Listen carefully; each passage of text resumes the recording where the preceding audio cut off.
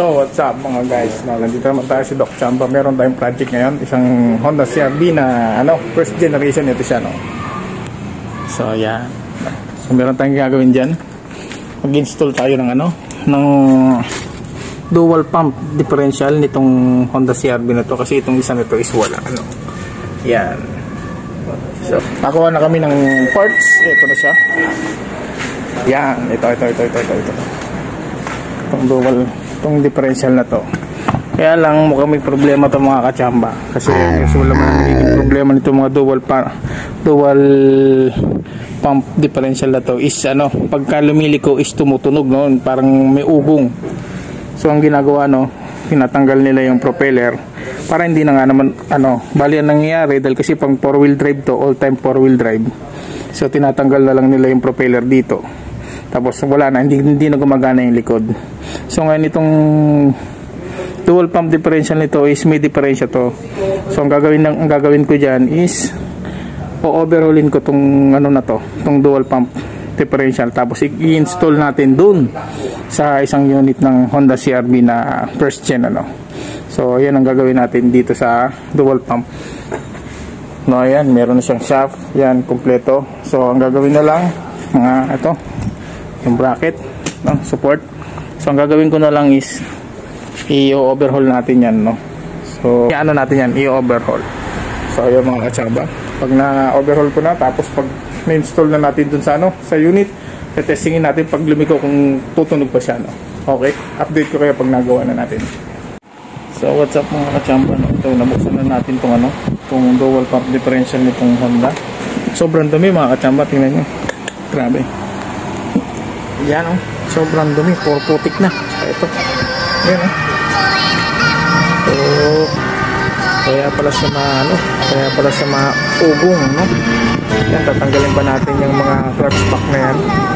Tapos itong piston, itong pump, kakalasin pa rin natin yan. Tapos yun, yung mga lilinisin na natin yung mga katsamba. Sobrang dumi talaga, kaya ganyan siguro mga katsamba. So yun, nilinisin natin yung mga yan. Tapos titignan natin kung okay pa yung mga itong clutch pack dito sa loob, saka dito sa na yan. Bubuksan muna natin yan. Okay, kita na natin diferensya. So mulan dun yung mga katsamba, so nilinisin natin dun. So what's up mga katsamba, nandito na tayo dito sa ginagawa nating differential ng Honda CR-V na first generation, yung dual pump differential. Ito na sila, ito na siya. So malinis na mga katsamba yung mga parts natin. Yan, sobrang dumi nito, di ba, nung una sobrang dumi. Yan, ayan na siya, So natin yan, okay na yan, malinis na. Tapos yung mga clutch lining, yan, nandyan, binabad ko na sa ATF, So pagka lalagyan natin ng ATF, ilalagay natin yung para sa kanya talaga, na ATF, para walang problema, kasi para hindi siya yung manikit pag lumiliko, So ito yung filter, malinis na rin, kakabit na rin natin yan. Bubuin ko na lang yan mga katsamba, Tapos papakita ko sa inyo yung finished product, Tapos pagka natapos na, tapos testing natin, papakita ko sa inyo, Yan, kaya subscribe sa YouTube channel natin,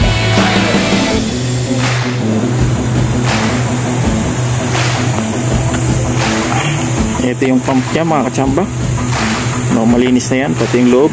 Nagpalit ako ng o-ring nito kasi namamagana, So sobrang dumi sa loob mga katsamba, so kaya pinalitan ko na. Okay na yan, gumagana na lahat yan.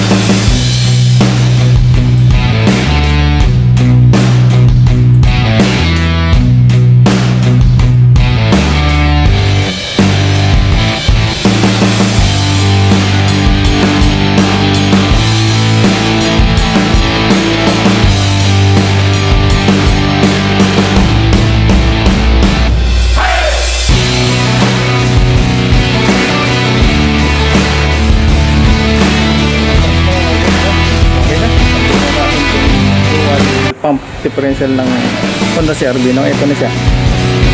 Yan, no? Yan, no? Yan, no? Yan. Suwabe-suwabe, oh.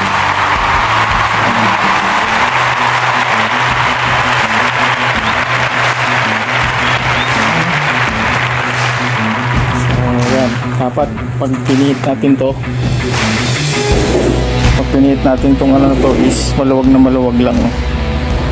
Tapos kailangan hindi umiikot yung ano ito kasi meron yung clutch dito, no? So hiling naman siya. Good na yan, ikakabit na lang natin yan. Ayan. Okay na yan pag nakakabit na doon sa unit. Tapos pagka ano to, testingin na natin para makita natin kung uugong pa siya o tutunog pa pag humiliko, no? Okay na to. Good na yan. So ito yung ginamit nating ano, mga kachamba, no? Dito sa dual pump differential, no? Kailangan pang ano rin, Honda. Yan, dual pump system fluid yung ginamit natin. So isa't kalahati lang itong ano, laman itong ano na to, yung differential na yan, ano. So yan, ito yung ginamit natin na fluid. So okay, good na to, ready for installing na to mga kachamba. Okay, good na, suwabi-suwabi. Yan. So ito na mga kachamba, no? Nakita pa natin itong ano, dual pump differential, ito siya. Yum! Medyo mano lang ilaw natin ba natin. Ayan. Yan na, no? So nakasalpak na. So, lalagyan na lang natin ang propeller papunta doon sa ano, kabila, no? So nakasalpak na siya. Side na to is okay na yan. So pagka naano na natin, kompleto na natin lahat. Tapos ano, testingin. Yan, para makita natin.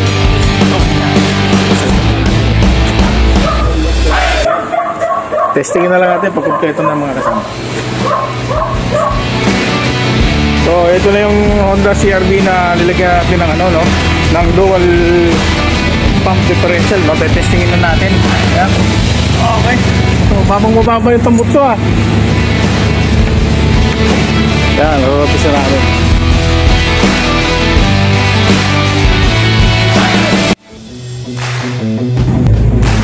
So yan lang, tinakbo natin ang CR-V. Makikita natin ito pagliko,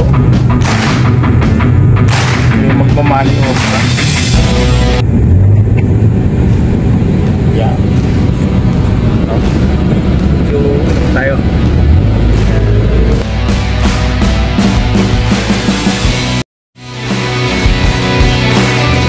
malalaman na dito pagliko.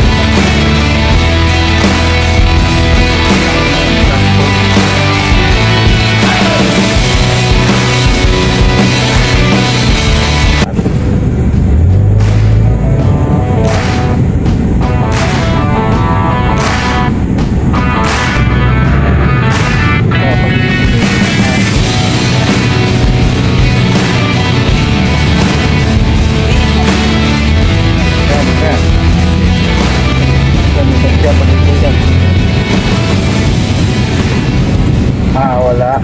Okay. Good na. Good. Good na mga kasamba. Nachamba na natin install ng ano, dual pump differential na walang ingay. So good na ito. Nachamba na natin ito. Yan. Kasi bigla nating pinaliko, eh. Okay na. Nachamba na naman natin itong Honda CR-V dual pump differential. Okay. Subscribe kayo sa YouTube channel natin mga kasamba.